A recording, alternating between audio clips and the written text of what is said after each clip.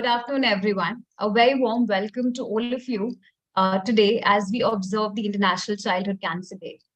According to the World Health Organization, India accounts for at least 20% of world's burden of pediatric cancer, with about 75,000 children diagnosed with this disease annually. But despite these statistics, there are several barriers and impediments related to patient care, policy and delivery in this space, and this makes today's discussion very timely and crucial. I am Dr. Nalini Kaushik, Policy and Advocacy Lead at Rapid Global Cancer Alliance, a platform started by the Integrated Health and Wellbeing Council, dedicated towards supporting the common goals of reducing cancer, especially in resource-constrained settings, by promoting knowledge, awareness, research, advocacy, funding, and very importantly, equity. Before we move forward, I would like to present a brief video on Rapid Global Alliance. Can we please have the video?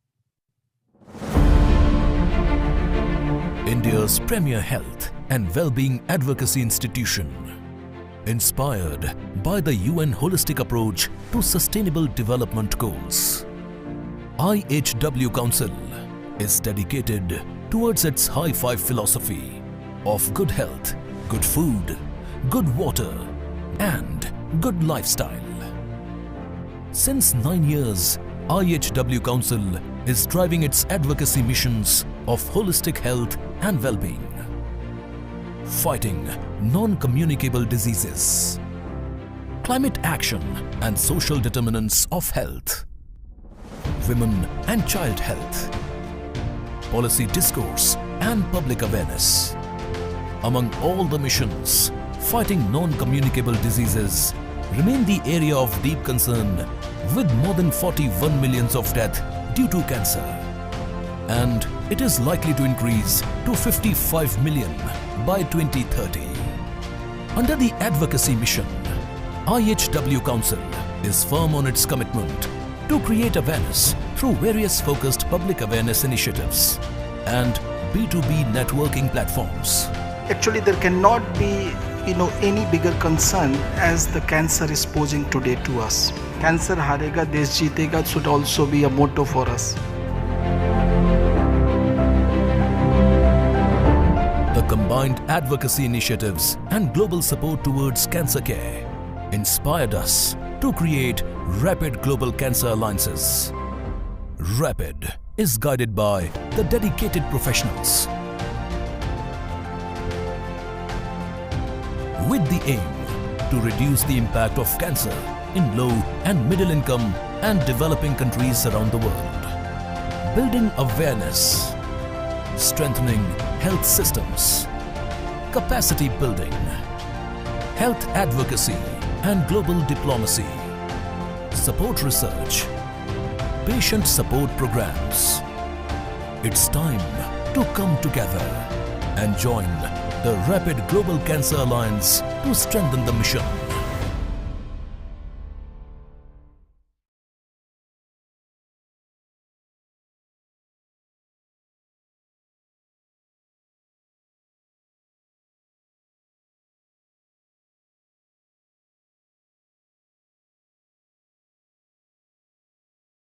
Thank you. So we just saw a glimpse of the work that Integrated Health and Wellbeing Council and Rapid Global Cancer Alliance has been doing in the space of cancer. And the idea is essentially, with our future partnerships, we want to strengthen the kind of work and, all the people who we see on the screen today, these are, the critical stakeholders in this particular space.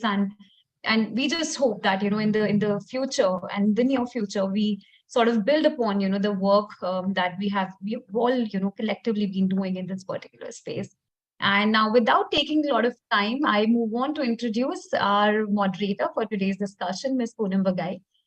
Thank you so much, Poonam ma'am, for joining us. And I'll just quickly take a minute to introduce you. So Ms. Poonam is a founder member of CanKid Society, which was set up in 2012. And this organization today partners with some 125 cancer centers across some 53 cities across the country and has signed MOUs with 7 state governments as knowledge and the technical partner in the space of childhood cancer. Ms. Poonam has also developed several low-cost models of access to holistic care focusing on outreach, parent, and community participation. She believes deeply in empowerment and has built a parent support group model of patient navigation. And she also supports childhood cancer survivors through various models that she has built. She is also the vice chairman of Pallium India, which is essentially working in the space of palliative care and pain relief in the country. Thank you so much. And Poonamji, over to you. Please, the floor is yours for today's discussion. Thank you. Thank you very much, Dr. Nalini. We are delighted to be here today on the occasion of the International Childhood Cancer Day. It's an important program that you have organized, and I'm grateful to IHW and the Rapid Cancer Global Alliance for this. We are gathered here today as a panel to discuss strengthening childhood cancer survival outcomes in India. And I cannot tell you how excited we are to be here today, because it is a very exciting time for us in the world of childhood cancer. I think in the next 45, 50 minutes, we hope to discuss and take you through what is happening in the country when it comes to childhood cancer, how promising it is, and how much we are looking forward to the coming years as we work on an India Childhood Cancer Initiative. The theme for the International Childhood Cancer Day is hashtag close the care gap, is unite for action. And today our panel truly represents some of the key stakeholders who are involved in the fight for childhood cancer. It is my privilege to introduce to you our panel. Our panel includes, and can you put up the slide with the panelists, please? Our panel includes, most importantly, Dr. Sudarshan Mandal, Deputy Director General NCD and Leprosy at the DGHS in the Ministry of Health and Family Welfare from the Government of India. So very exciting, very happy to have you with us here today, sir, representing the central government to tell us about how the central government is now beginning childhood cancer separately. Dr. Mandal has joined the DGHS as Deputy Director in 2021. He is a public health specialist with vast teaching experience and has actually worked a lot in the space of TB and leprosy as well. Very welcome to you, sir. Thank you. Our next panelist is Dr. Bishnu Ratgiri from the WHO Southeast Asia Region Office. He is a pediatric oncologist from Nepal who has recently moved to Delhi. So welcome to being physically in our space, Dr. Giri. I think the WHO Southeast Asia region has been doing some really, really good work when it comes to childhood cancer. And Dr. Giri has been actively involved in the setting up of practice networks, highly commendable when it comes to the Global Childhood Cancer Initiative worldwide for childhood cancer. So very welcome to you, sir. Thank you. Thank you very much, Ms. Poonam. Next, we have Dr. Anita Nath, again from the government, from the ICMR, the Indian Council of Medical Research, from the National Center for Disease Informatics and Research from Bangalore. And she, again, is a public health expert working in all sorts of reputed institutions before she joined with the ICMR. And we are just so delighted to have us here today because she is definitely the key person behind the recently launched situational analysis on childhood cancer, first in India. So a very warm welcome to you too, Dr. Anita. Thank you. Then my privilege to introduce you to Dr. Rachna Seth. Dr. Rachna Seth is professor from Department of Pediatrics, the All India Institute of Medical Sciences. She is a pediatric oncologist, a hematologist. She's one of the renowned pediatricians in the area. She has built up a remarkable service in the years that I have known her at AIIMS to look after children with cancer and their families from all aspects of treatment, care, and support. So very warm welcome to you, Dr. Rachna Seth. Thank you, Poonam. Thank you very much. Very happy to be here. We have next Dr. Ramandeep Arora, also a pediatric oncologist who did his MBBS in India in Safdarjung Hospital, then studied overseas in the UK, became somebody who I first knew as a person who put out a lot of research articles on childhood cancer. And then he came back to India, started working at the Max Hospital, wears many, many hats, but has recently set up the India PHOG, or the India INFOG, as we call it, for multi-center research on childhood cancer.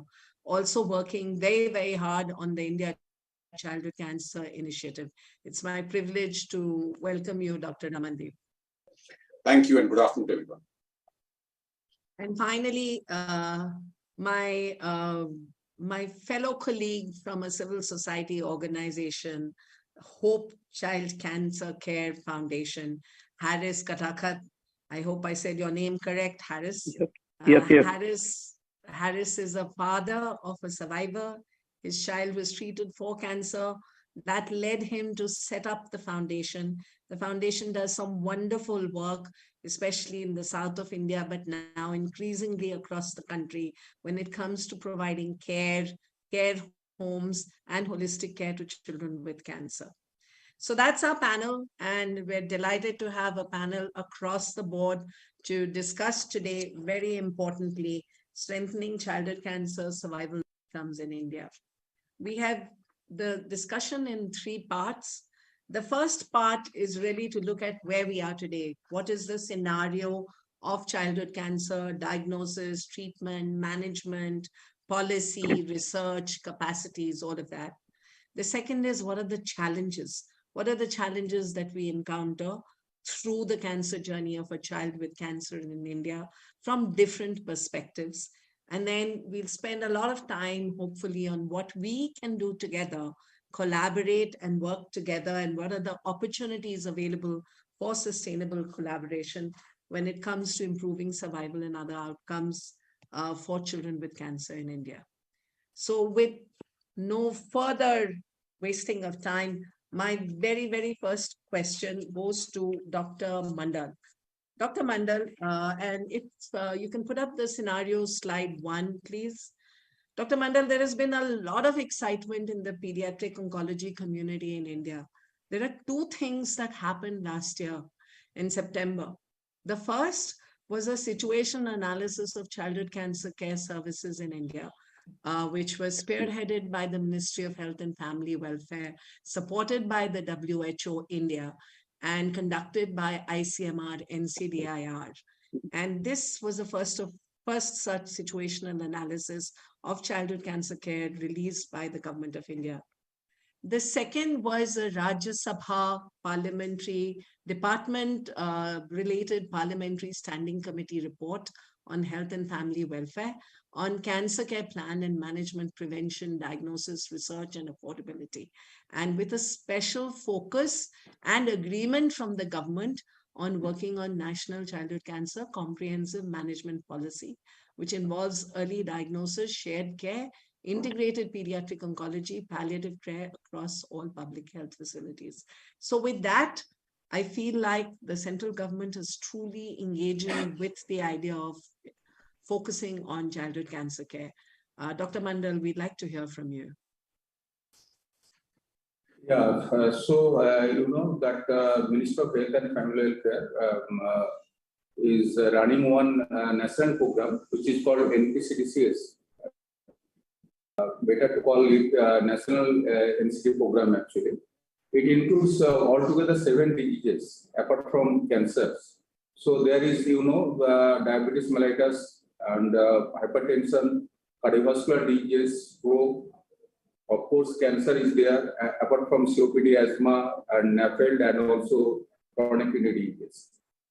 So I think you can imagine the spectrum of diseases which are included in the national program, which is called NPCDs, National Program for Prevention and Control. I mean, 4 diseases name are there in the program, but later on, I mean, since 2018, 3 more diseases are added to the program. That COPD, asthma, and non-alcoholic fatty liver disease, and also your chronic kidney disease.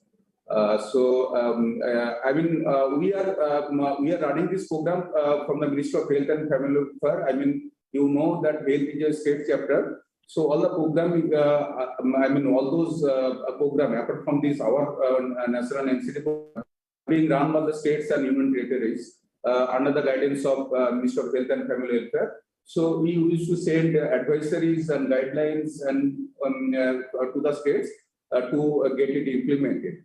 So let us start from the most peripheral health facility. You know that most peripheral health facility is our health and wellness center.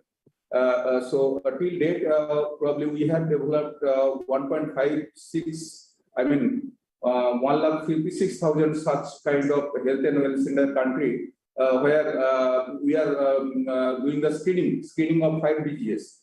So in the group of 5 diseases, we are screening, of course, the hypertension and diabetes, and the 3 most common cancer are being screened by our most peripheral health worker, the ASA and ANMs. What are those 3 cancers? Oral cancer, breast cancer, and cervical cancer. So, we are looking into this spectrum of cancer and spectrum of other diseases in totality, not as a separate disease. So, we have that program, how to prevent the emergence of risk factors among the population, number 1, which is technically called primordial prevention, and how to prevent the emergence of disease among our citizens, which is called primary prevention. So we are mainly now focusing on both primordial prevention and primary prevention through our most peripheral government health facility. Maybe you can call it a primary health center. There are altogether more than 30,000 such primary health centers in the country, and also what I have mentioned just now, that we have 1.56 lakh health and wellness center, which is headed by 1 community health officer. Altogether, 8 people are working at that level. You know that 1 health and wellness center caters to a population of 5 to 8 villages. So 5,000 to 8,000 population. So we are doing the screening, and as far as childhood cancer is concerned, as per data we have from that, probably every year we are getting 56,000 odd number of cases of childhood cancer below that 14 years in our country, and it's a huge number. But if you compare the number, new cases of childhood cancer in the world, that is, far less than what if you compare the other countries also, Western countries. Altogether 400,000 cases, new cases of childhood cancer, but the age limit is different. 0 to 8, not like 0 to 14 years. So this is the burden of cancer if you consider the incidence of childhood cancer in the country. We have screening program, we have early detection, and how quickly you can put those diagnosed case of cancer into treatment. But there is some peculiarities as far as childhood cancer are concerned. Number 1 is that the adult prevention of childhood cancer, that is little bit of different from that adult cancer. If you consider more than 20 years age bracket, because maybe some of the childhood cancers are not probably preventable so much what we are seeing among the adult cancer cases. So that is 1 point, and we have to check. We have to. We are engaging our healthcare provider for screening, but we have to have the laboratory network throughout the country, so that the childhood cancer can be detected early at the community health center level, not at the district hospital level. Now we are diagnosing most of the cases at the district hospital, and some of the cases are referred to the Apex hospital at the capital of the states and union territories. So I think we have to bring that diagnostic facility close to the doorstep of the citizens. So we have to start some kind of diagnostic. We have some kind of diagnostic facility at the community health center, which cater to a population around about 1 lakh population, or more, maybe more than 1 lakh, 1 lakh, 1.2 lakh. So that is Dr. Mandal, Dr. Mandal. And thus I want to add another point. Yes. That we want to build a, cancer facilities in the country, so that one, cancer patient or their families can get a cancer facility within a perimeter of 50 kilometers. That is in the process as per advice of the Parliamentary Standing Committee on Health Advice. That is going on, and quickly we can show to our citizens that we are doing something. So we are developing some cancer facilities so that people can get at least one cancer facility close to their residences. Thank you very much. Over to the moderator. Yeah. Thank you, Dr. Mandal. The question also was the situation analysis that you had asked for ICMR to do. What created this scenario in which the MHFW has, and we're very curious to know, because this is something we have wanted for a very long time as stakeholders, that, was there a particular push? Was it because of the WHO global initiative, or did the government itself feel that this is important, that we should get this done? Yeah. So we are doing on that issues also, I have mentioned about the screening of 5 diseases, hypertension, diabetes, and 3 oral cancer, breast cancer, and cervical cancer, only for the 30+ population. The below 30 population is not included. So we are revising our operation guidelines for NBCDCs, our national NCD program, so that 18+ population is included in that age group, not only 30+, but 18+. Okay. Apart from that, recently, we have started that job. We have, formed an expert committee for developing one guidelines, for NCD children. That will cover the population of 6 to 18. And that there are so many, programs for the 0 to 6 population. Now we have to cover the 6 to 18 population, so that not only cancer, but type 1 diabetes, juvenile diabetes, and other so many diseases can be covered, can be screened and diagnosed, and also put on treatment quickly. I think within a period of 2 to 3 months, we can develop such guidelines for the states and union territories, so that they can implement. In the age group of 6 to 18, that can be covered also. So below 6, there are so many programs. The RBST programs is there, which is being run by the Health Ministry. Thank you. Thank you so much, and we really want to thank you for the situational analysis and to work further with you. So Dr. Anita, my question to you, the ICMR did the situational analysis in, I think, 3 months, and worked across the country to get this done with institutions, civil society organizations, health professionals. Would you like to share some of the key findings, maybe in about 3 slides? If you can tell us what were the key findings from the situational analysis. Yes, ma'am. So as mentioned, as you all know, we conducted this situational analysis of childhood cancer care services in India. This study was done during 2021. Although it was initially proposed to be done over a 3-month period, we started the study somewhere in the first week of April, and then the second wave of COVID started. So because of that, the study somehow got delayed. But despite that, during that time, we were busy. We were engaged in recruiting hospitals. So in total, we took 6 months to complete the study. So this was conducted in a nationally representative sample of 137 tertiary level hospitals and 92 secondary level hospitals in 27 states and 3 union territories.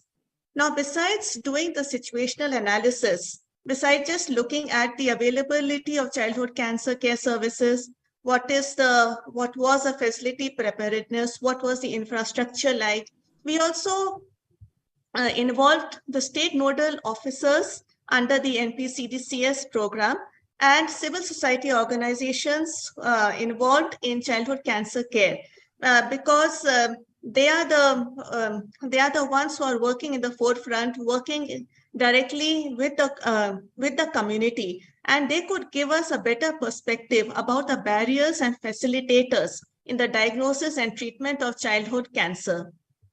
So in our survey, this was done online, but we were also had a telephonic follow-up with all the nodal hospitals. We found that a dedicated pediatric oncology hospital was available in less than half of the public as well as private sector hospitals. And when we looked at the referral linkages, it was encouraging to see, yes, the referral linkages of tertiary level hospitals in the public sector. Over 2/3 of such hospitals had linkages with hospitals providing secondary level of care, although this was less for the private sector. Now, coming on to the secondary level of hospitals, and the reason for these hospitals mainly comprised the district hospitals. If you can see these 92 hospitals, majority of these were district hospitals, maybe over 80% of them, and the remaining were general hospitals in the private sector. So it was seen that just a little over 1/3 of such hospitals were providing childhood cancer care services. And among these hospitals, a higher proportion of such hospitals had referral linkages with the tertiary level hospitals, as well as with the primary care facilities, which was slightly lesser for secondary level hospitals in the private sector. Could I change this? Yes. So when talking about the infrastructure, we looked at the availability of diagnostic and treatment facilities. And here this table shows the comparison of availability of laboratory services between hospitals in the public, private, and those under the NGO and charitable sectors. Now we see, I will be focusing more on the public sector hospitals because I think our focus is would be working in the government sector would be to strengthen health services and make it affordable. So while services such as histopathology were available in majority of the public tertiary level hospitals, here we see that there is the availability of advanced diagnostics was lacking. Here, if we see that less than half of the hospitals had a provision for flow cytometric immunophenotyping, cytogenetics, and even other investigations like HLA typing and FISH. Then coming on to the availability of radiology and nuclear services, compared to the private hospitals, the availability of PET-CT and bone scan and MIBG scan was much less in public tertiary level hospitals. When we looked at the availability of physical infrastructure, mainly in the context of radiation oncology services and chemotherapy, we see that once again, in comparison to hospitals in the private sector, there were shortcomings in the provision of services, facilities for brachytherapy, chemotherapy mixing rooms, and separate rooms for caring for children with neutropenia, and even designated beds for hematopoietic stem cell for such treatment procedures. And even with regard to daycare beds and beds in the pediatric intensive care unit. Could I go to the next slide, please? Yes. Then we also looked at the availability of drugs in different categories, and we saw that the availability of drugs in stock at the tertiary hospitals was much less compared to private hospitals. So less than half of the public tertiary care hospitals had ready-made available stocks for palliative care drugs, anti-neoplastic drugs, and targeted therapies. Then we also looked at the costing of drugs that were available free of cost, and it is just less than 1/3 of the government hospitals provided such drugs free of cost, although most of them were providing the drugs at the market rate. Then we also, since the study was done during the COVID pandemic, we saw that there had been an impact of the pandemic on childhood cancer care services. And this was mainly manifested in terms of the reduction in the new diagnosis because of reduction in OPD incidence.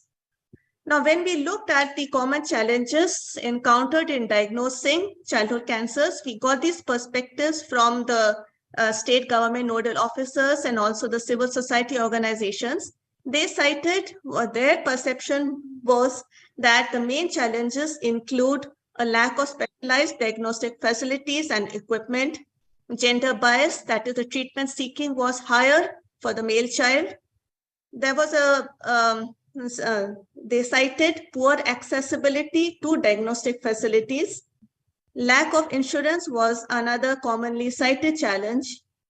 Lack of awareness among the caregivers. Now, this includes the healthcare providers as well as caregivers at the family level. There was a perceived lack of expertise at the grassroots level workers and also a lack of referral pathways. But what was cited as the commonest challenge in continuing treatment was treatment denial and treatment adherence. Although I don't have a slide on this here, we see that the treatment, over 80% of them perceived treatment denial and treatment adherence to be major challenges in childhood cancer treatment. Thank you very much. Thank you very much, Dr. Anita. That was very comprehensive. And as I said, it's an important report for all of us to start working on as a base to work further on how we need to understand the challenges. And in the next segment, we will come around to that. But meanwhile, Dr. Ramandeep, we'd like to hear from you in terms of, as INPOG, as well as the fact that you are a significant researcher in the country. What is the landscape when it comes to survival for different cancers or other key outcomes that are relevant to us at the current date? There has been a lot of development in the last 5-10 years, lots of improvement, and it's important to share with our viewership where that is coming from, what is happening. Thank you, Poonam. And if somebody can share my slides, what I want to do in the next 3 slides is very quickly talk about burden, treatment failure, and survival. So the first slide shows the burden, which is approximately 4,400,000 children with cancer, 80% of whom are in low middle income countries. But as was pointed out by the previous speakers, many of them fail to reach treatment or reach diagnosis. So in South Central Asia, which includes India, it is estimated that approximately 50% are undiagnosed. If we now take the undiagnosed, which is an estimate, and the diagnosed, which is a more informed estimate, we can say that approximately 50,000 plus children 0 to 14 years in India develop cancer every year. And similarly, above 75,000 children in India and adolescents 0 to 19 years develop cancer every year. So this is to give the audience over here a sense of the number of children who develop cancer, although not all of them would be diagnosed in our country in a year. Can I have next slide, please? The second is the point which Dr. Anita very nicely made is, why do children fail their treatment? So on the left-hand corner, you have the high-income country where 80% children in the blue bar get cured. The vast majority of failures are in the purple segment, which is relapse. And then you've got very few toxic deaths, abandonment of treatment, misdiagnosis, etc. But as you move from high income country to upper middle income country and upper middle income to low middle income and so on, and please remember India currently falls in the low middle income category, and this graph relates to a particular childhood cancer called Burkitt's lymphoma, but the same could be drawn for other cancers as well. It is that the red portion, which is those who were never diagnosed, keeps increasing in size. And the other part is the green portion, which is what Dr. Anita was referring about, not taking treatment up front or taking treatment but leaving it, called abandonment, keeps getting bigger and bigger. So even though the purple portion is not that big, The blue portion is shrinking because the red and the green, which is the undiagnosed and those who are diagnosed but not taking treatment, is becoming bigger. And this is a health system problem. This is not a medical problem alone. And because it's a health system problem, the solution to it has to lie with stakeholders of the health system, of which healthcare professionals are one category, but it includes administrators, planners, government, non-government, etc. Next slide, please. And finally, I want to just give you a sense of what survival in childhood cancer is like. So in high-income countries today, out of 10 children, more than 8, which means 80% of children enjoy long-term cures. However, globally, if you average it out, it is approximately 37.4% based on certain estimates. So just less than 40%, or approximately half of what is achievable today with all the scientific knowledge we have across high-income countries. If you look at Indian data, and I have specifically chosen only registry data, and the number of publications providing survival outcomes in childhood cancer registry data is small. So it has been around 40% in 80s and 90s. But please remember, these are urban centers in South India, which generally would have better survival than many other remote parts of the country. The All India estimate, if you take the country in its entirety, is thought to be lower, around 30%. However, in urban hospital in India, where there's a registry, it can be as high as 66%. So the message over here is that our survival is probably half of what it is in the West with the current scientific knowledge. B, the outcomes in certain centers and certain cities may be better, but we have to ensure that this translates to the entire country before we can give up ourselves a pat on the back and say that we are making progress. I think that's all I had to say for now. Thank you. Thank you, Dr. Raman. So I think what's important from what our three speakers have said so far is to remember that a large part of the problem is children are not getting diagnosed, and more than 50% children may not be getting diagnosed. And then there may be children who are getting diagnosed perhaps at the secondary center level, but are not actually making it to a tertiary cancer center level. And that is where, Dr. Mandal, we feel it is very important to work with state governments and central government. And we have been signing MOUs with state governments so that we can actually work to ensure that children get diagnosed quickly and referred to the right treating center. Dr. Anita, you talked about how many centers actually have a referral pathway and linkages. To make that, to streamline that in a way that actually everybody knows where to refer a child, how to get a child diagnosed and referred becomes important. But Dr. Vishnugiri, I'd like to ask you then, because the WHO in 2018 launched the Global Initiative on Childhood Cancer with a clear mandate to low middle income countries like ours that we should work towards 60% survival. And Dr. Raman has highlighted that, and this is a fact, we see this. CanKids works in over 130 hospitals across the country. We work in 53 states. And we know that in our country, there are centers getting 70, 80, even 94% survivals. And that is what we want for all our children. And so within the context of that, and given that India accounts for a high incidence of childhood cancer in the worldwide perspective, what do you think is the implication of this for the WHO GICC? Thank you very much, Ms. Poonam. I think there are many of the things have already come up with when Dr. Ramandip spoke and when we had Dr. Sudarshan speaking. So estimates go, just to sum up, there are 45 to 75,000 cases may be there. And to repeat what Dr. Ramandip said, half of them are not diagnosed. So we do not know the exact number. That's where we begin from. And half of them are not diagnosed. And of them, how many survive? We have seen the variation in the cure rate achieved by various cities and hospitals. So approximately half of them do not survive. So as a country, when we speak, probably the survival rate is somewhere around 25%. So we as people involved in health policy and developing health systems, rather than cherry picking some of the institutions which have very good survival rate. As a nation, as a country, we are on the lower side. That's something to realize.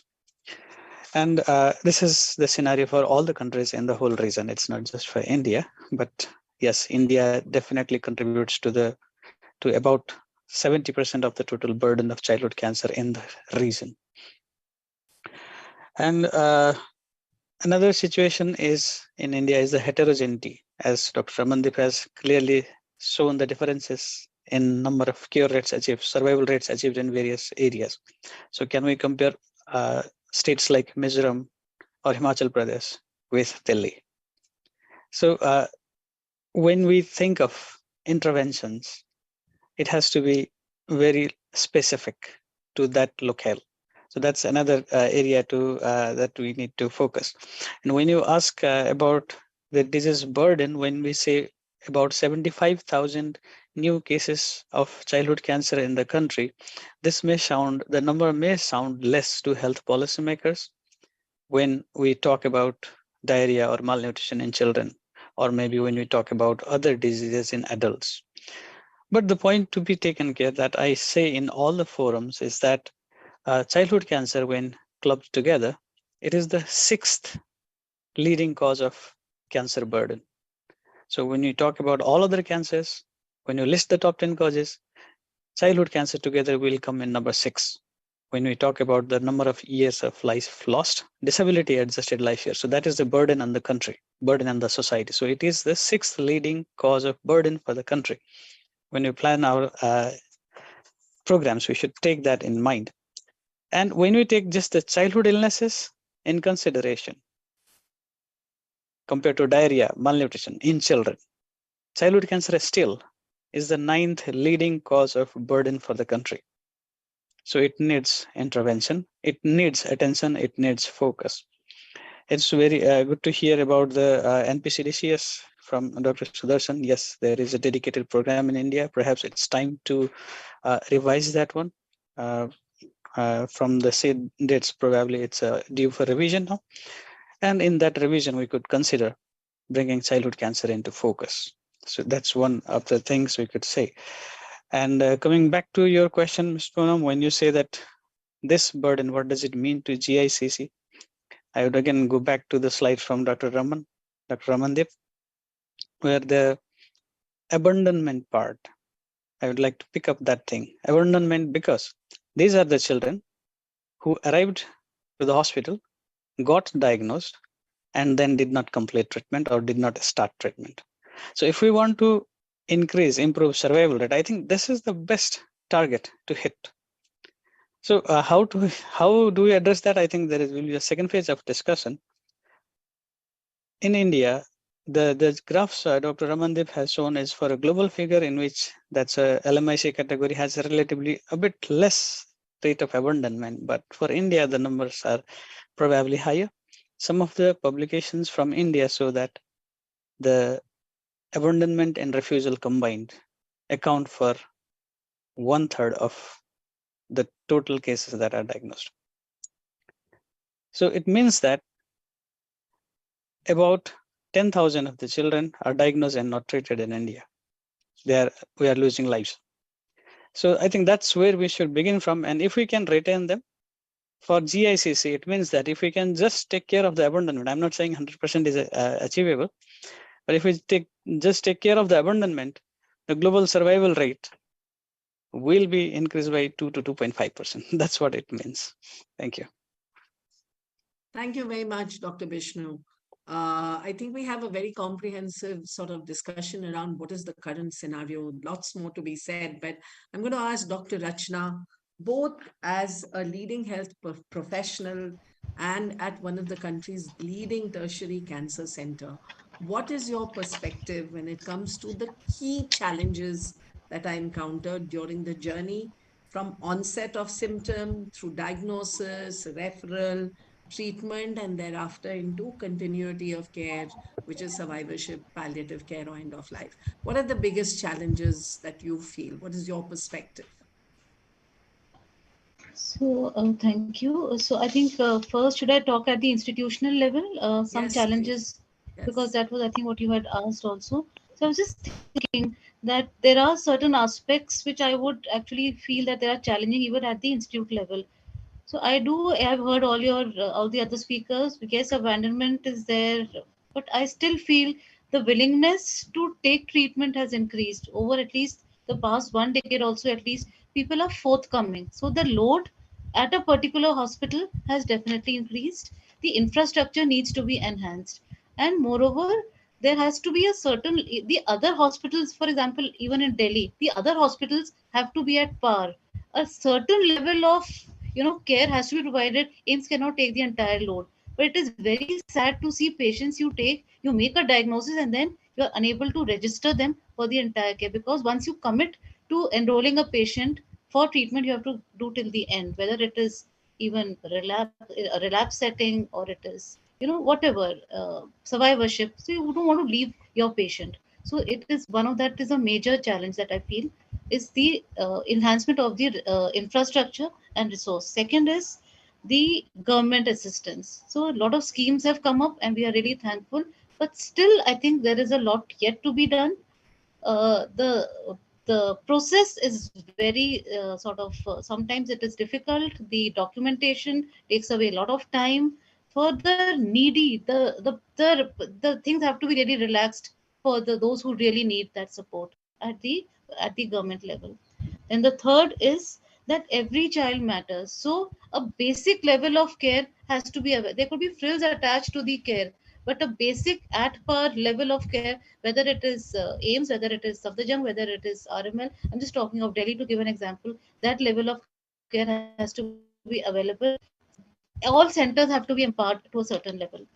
Then the third was that besides the research of which you point out, that's a very important, because oncology is all evidence based and we have to upgrade our knowledge, but there has to be some dedicated domain area, a center where you can, and with info coming up and the NCI in Jajjar, which I think there should be some opportunities for that.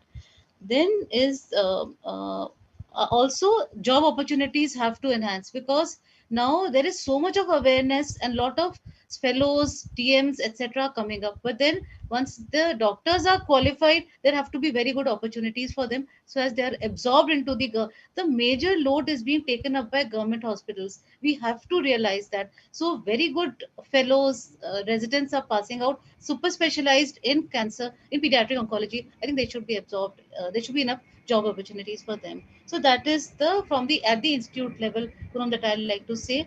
Although I am really privileged, and I really feel that institute has given me a lot of opportunity and freedom to take care of our children. So coming to the at the personal level, etc., then I would feel that one is infection control. That is a major challenge. We lose children more to infections than to a disease or to a relapse. So infection control, hand in hand goes nutrition. So infection control and nutrition, I feel, are my two great challenges that I face. Third is a very good accommodation facility for them.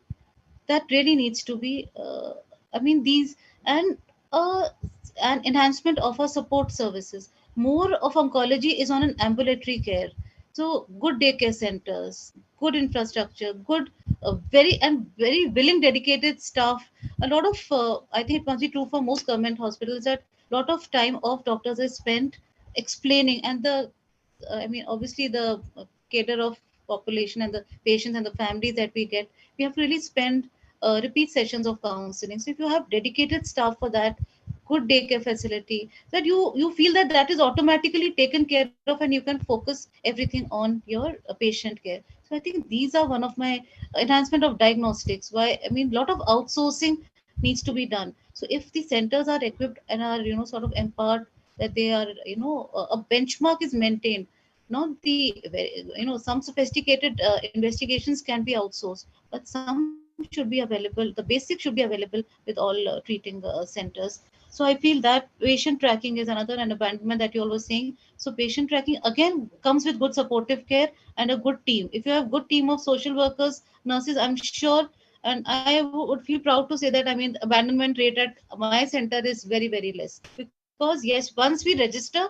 once we commit to a patient, then whether we will follow a patient, and the relapse and the abandonment rate is less. So I think these are my major challenges of infection load. Of course, we are willing to take care. I mean, everybody has a passion to look out for cancer patients. That is why you. But the support system, if it is, hand in hand with you, then of course, I think a major difference can be made. So I think these are my thoughts on the challenges at the institutional and the sort of personal level. Yeah. Thank you, Dr. Rachna. I couldn't agree with some of the points you've made. And Dr. Mandal, I want to highlight one of those which Dr. Rachna brought up, right?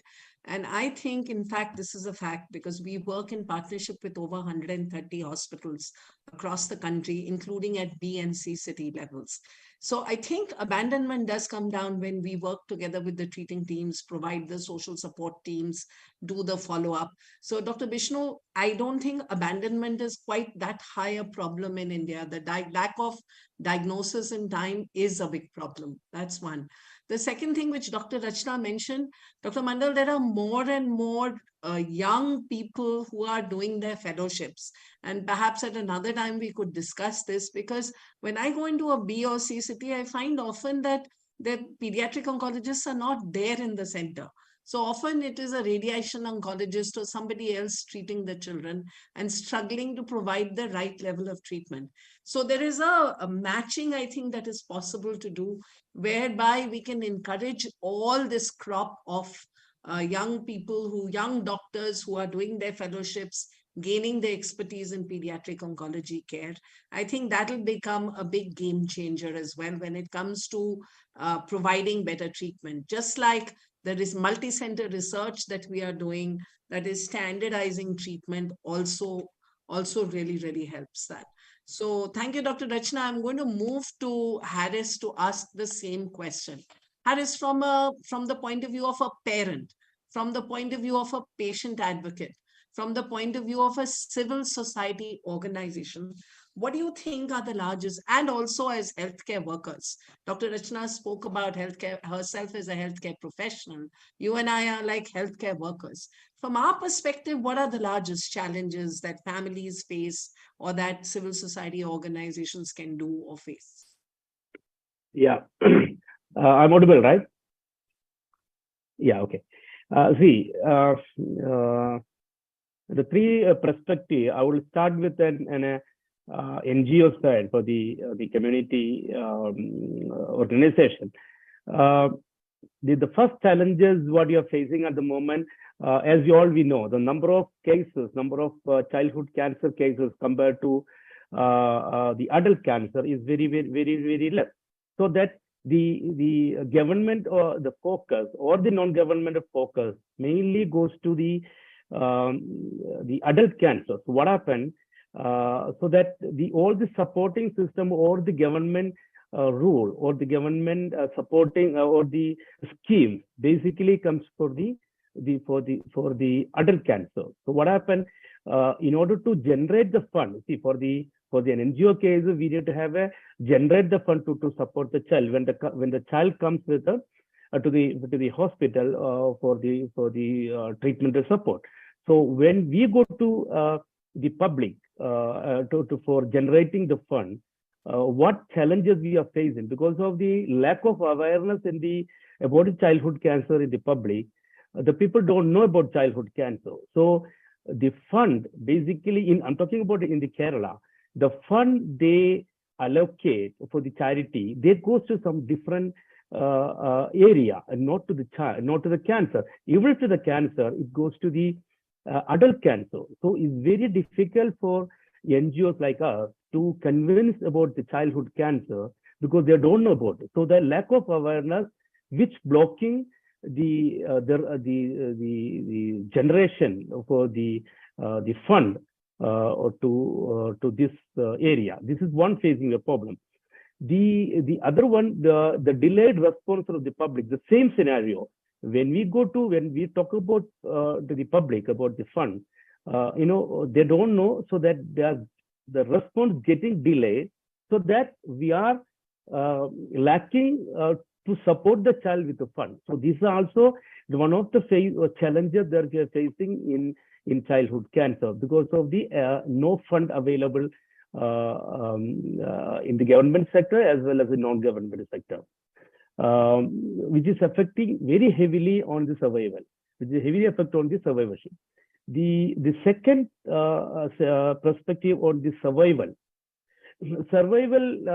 again,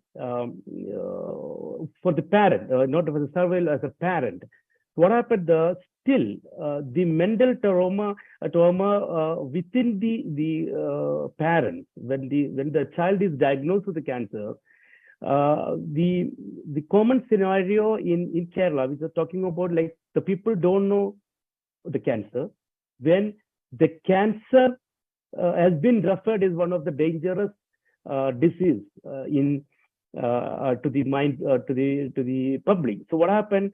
Still, even though the Kerala is been referred as one of the best healthcare system in India, but even though the people still in a trauma, saying that the child will not be back to life. They afraid that the child will be dying. So that people are to support the fund. They say, okay, I'm funding for something which is not curable, or I'm funding the child, which child is not able to, to come back. So this is also one of the facing the problem with the parent, to convince the parent that the childhood is curable.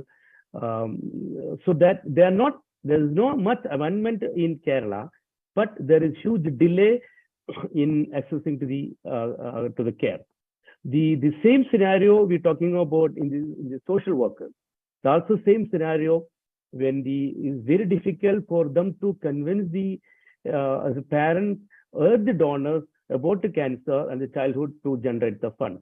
So in Kerala, which we are facing about the accessibility or the affordability of the childhood cancer to treat. So even though there are the private sectors in Kerala who is giving the treatment, but the majority of the child goes to a government hospital, where the accessibility and the affordability, even the government, there are certain areas the government sector is free, but even though there are there are certain portion of the child go to the private sector, where they have facing the affordability of the treatment. So these are the three scenarios which we facing in Kerala, which to go about the challenges that we are facing in. Thank you very much, Harris. So with that, let's just move then to the last part of our section about working together. As I mentioned, today is International Childhood Cancer Day. Can you put up the slide on the WCD, ICCD, and the themes that we are all working on in the community, please? So on World Cancer Day, which is normally led by the International Union for Cancer Control, we launched the Close the Care Gap Again. And last year, we ran this as a Fasle Ghatao campaign. This year, we have moved it forward to Bhagidari Badhao Fasle Ghatao, which is Unite for Action. I think that's been the key. The last 5, 6, 8 years that we have worked as a pediatric oncology community, we have really worked to bring all the stakeholders to the table, because we understand, right? We understand that just like it takes a village to raise a child, it is important that if we want to address all these problems, whether it is early diagnosis, early detection, lack of drugs or diagnostics, lack of supportive care, good treatment therapies, to assess, to actually bridge all these gaps, we need to work together. So in International Childhood Cancer Day, the theme is better survival. And we know and we understand that better survival is achievable when we will all work together. So I'm delighted to inform our viewership that actually today we have everybody who needs to be there at the table. So can you put up the slide on who's at the table? Who's at the pediatric oncology table today? Who are the stakeholders? And are we all engaged together in trying to make a difference to the lives of children with cancer in India? Could you put up the slide, please? In our panel discussion today, we've had a very good representative sample of all the stakeholders who are involved. So obviously, the government is key. The government leads it. The state governments, 7, 8, 9 of them have actually signed up for this. If we look at it in terms of a coalition, in terms of an initiative, in terms of a group, right? If you can just put the whole slide on, please. Just put the whole slide. So I can walk you through it and tell you that, we have all the institutions, not only the leading institutions, but several B and C city institutions engaged either through the IAPPHO or through INFOG or through the National Cancer Grid. Many, many institutions who are engaged on the idea of how do we improve treatment care and support, working together and researching together, doing multi-center studies and trials together. We have we have a lot of civil society organizations, almost 42 of them across the country, that are working on different aspects of childhood cancer care.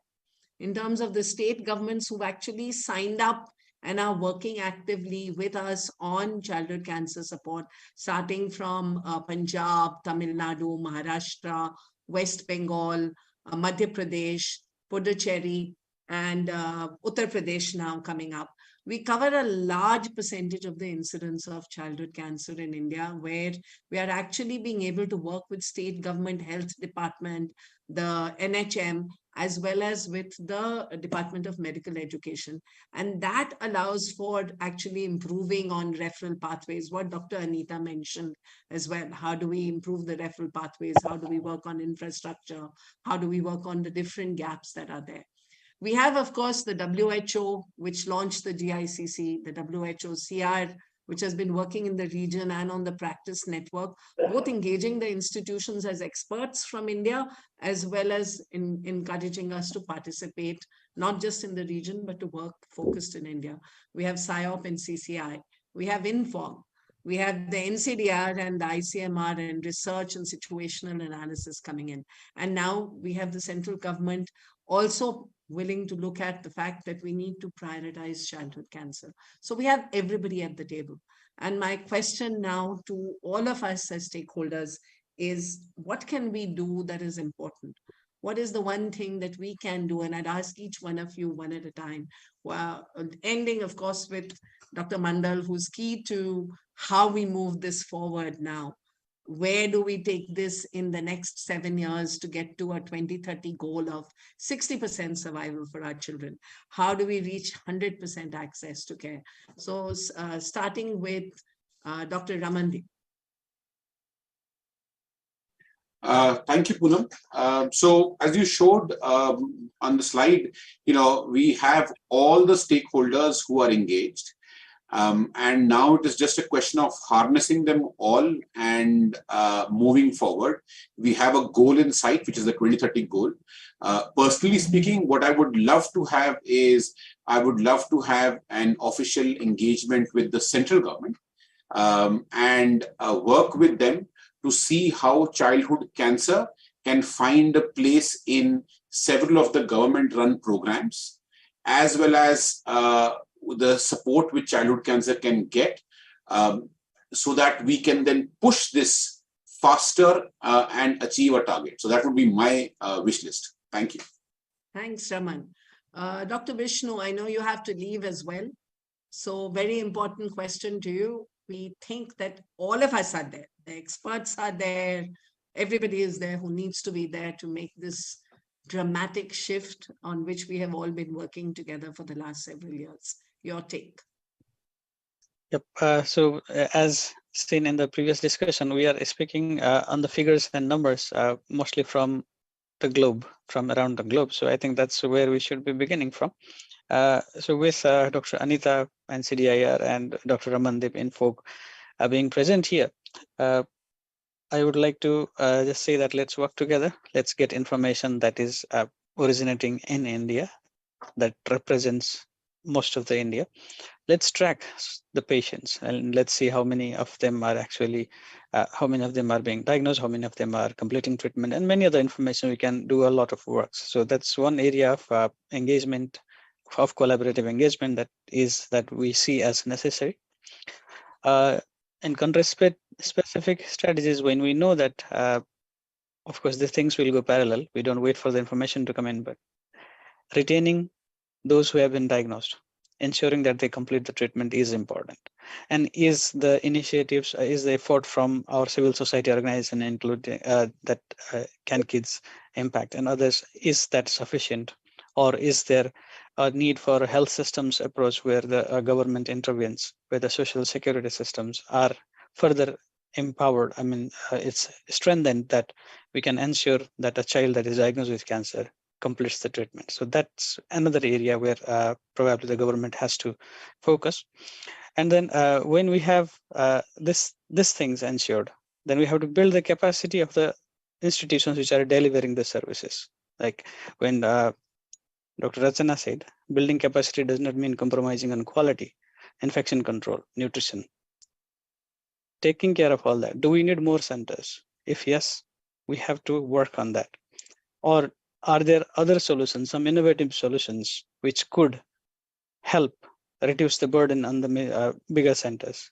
Will share care model be an alternative or a part of that alternative? So we have to work together on that. And finally, increasing the coverage of those 50% which are not diagnosed.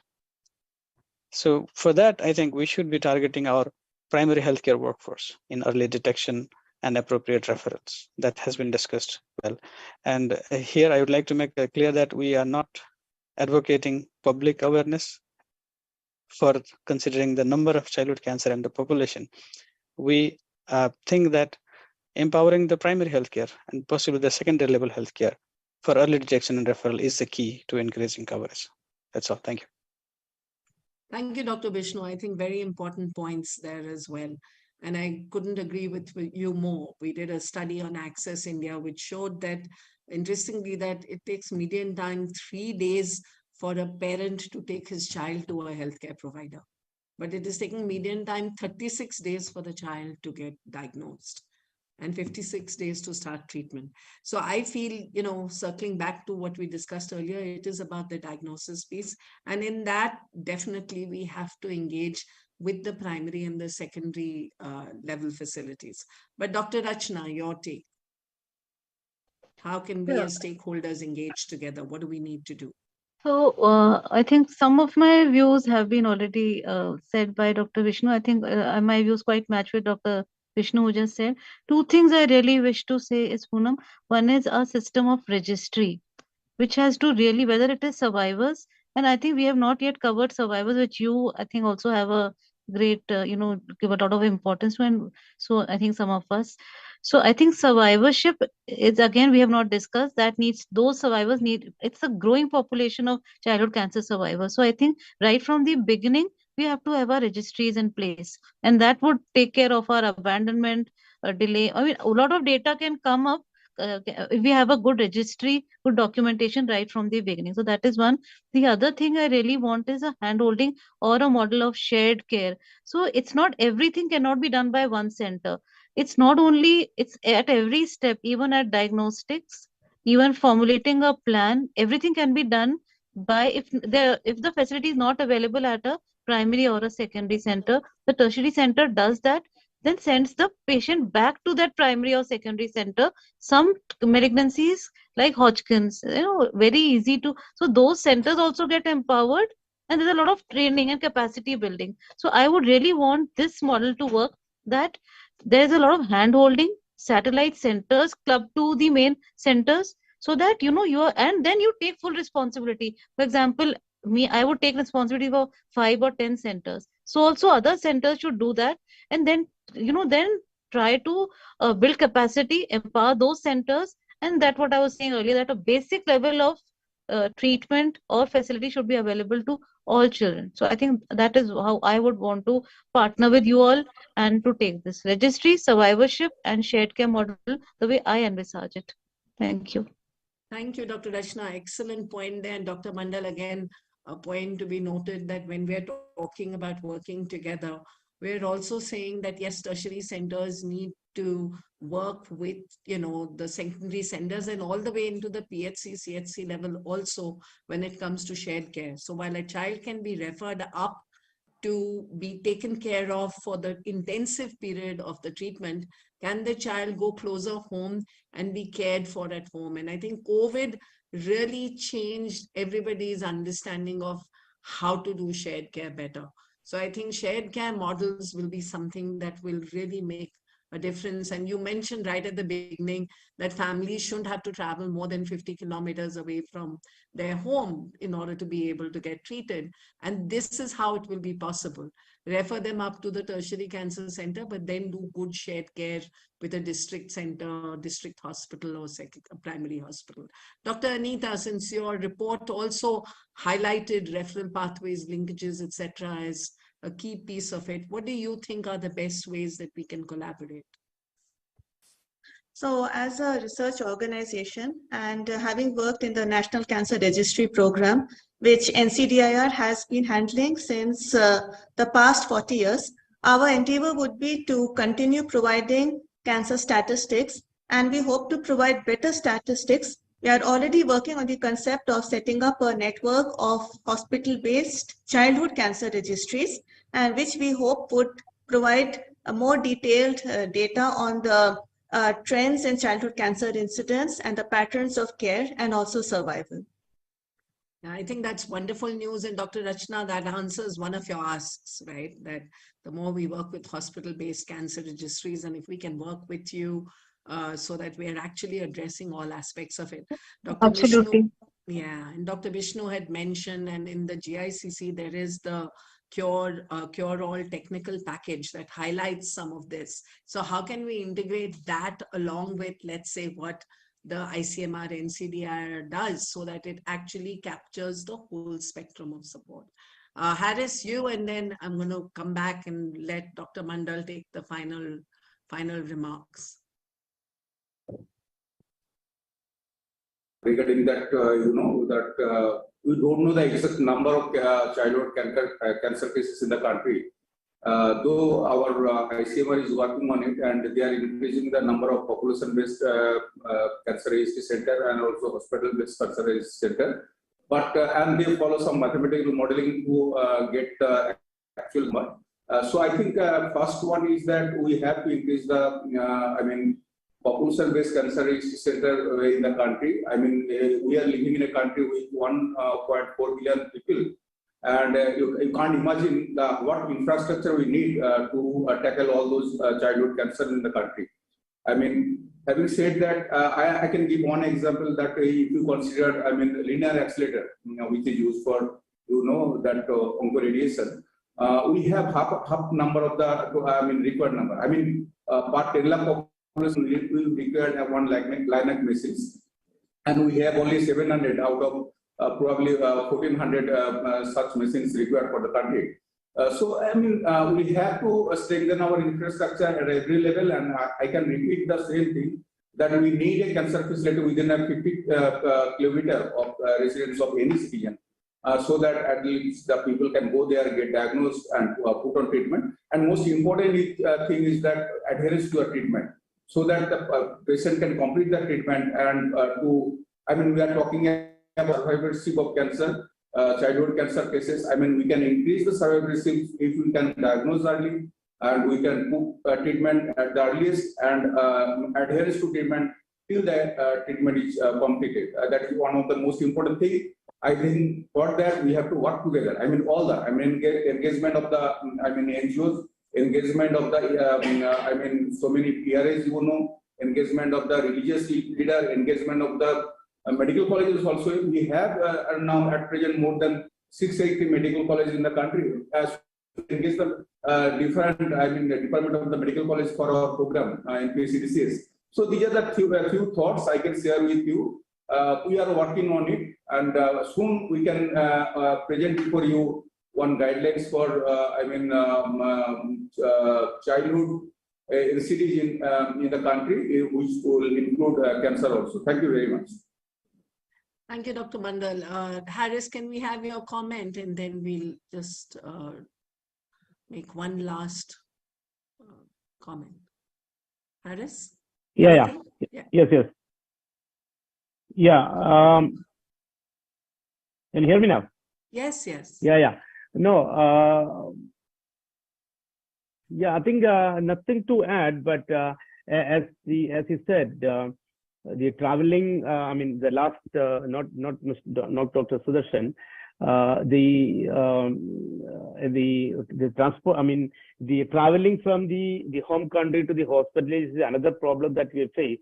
So having a childhood treatment centers in taluk hospital or in the district hospital is a more better way to to address those points, because in Kerala is a small state. Even though people are traveling from 500 to 600 kilometers, and then if they have a facility in taluk hospital or in the district hospital, that have a big impact on the survival numbers. This is what comes. Which actually we're talking about to the government level for this, decentralizing the cancer system, because now mainly put to the RCC or the regional hospital centers where they can have a share treatment system, where they can have the follow-up cancer treatments in the district hospital, but still long way to go to overcome this problem.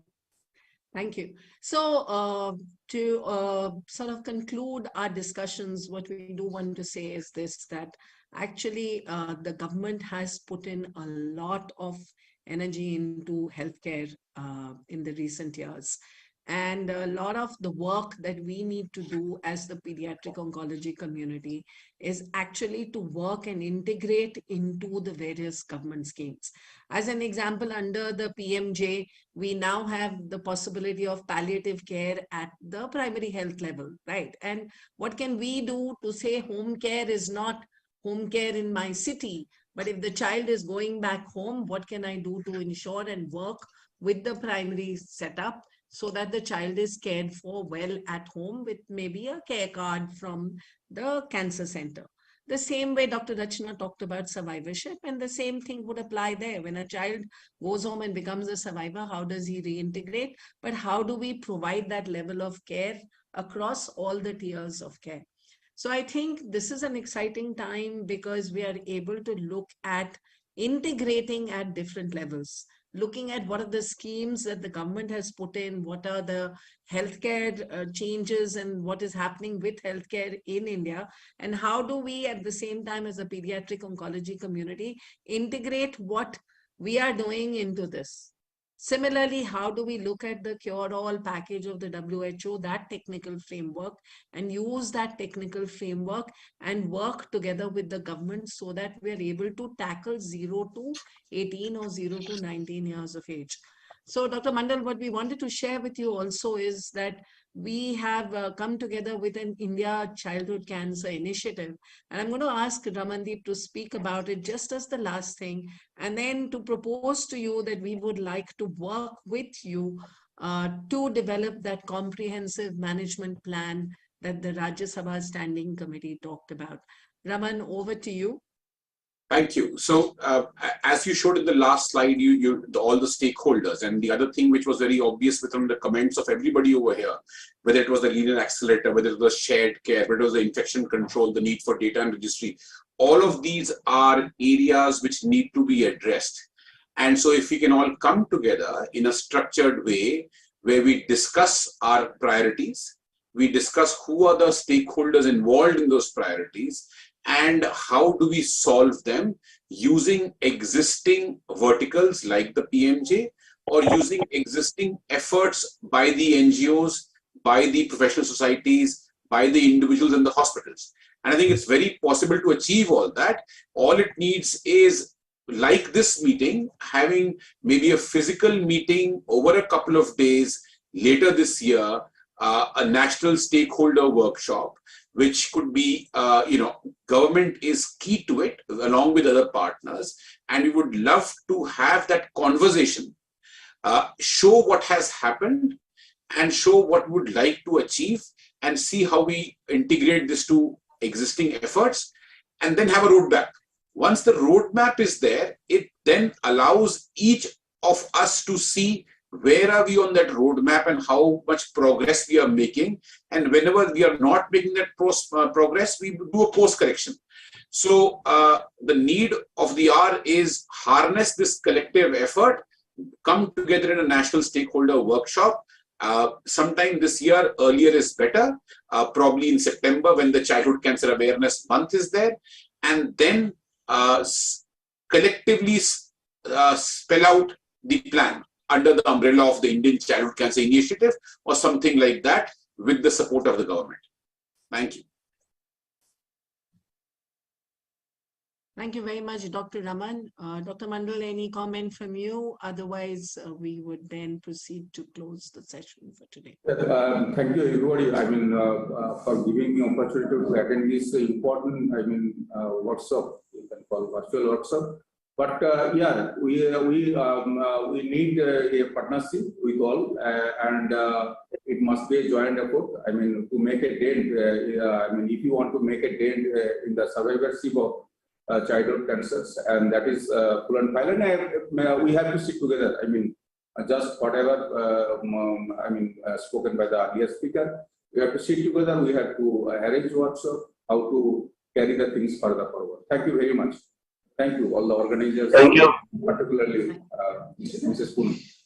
Thank you very much, all of you, Dr. Mandal, Dr. Anita, Dr. Rachna, Dr. Ramandeep Arora, and Harris Katakat from Hope.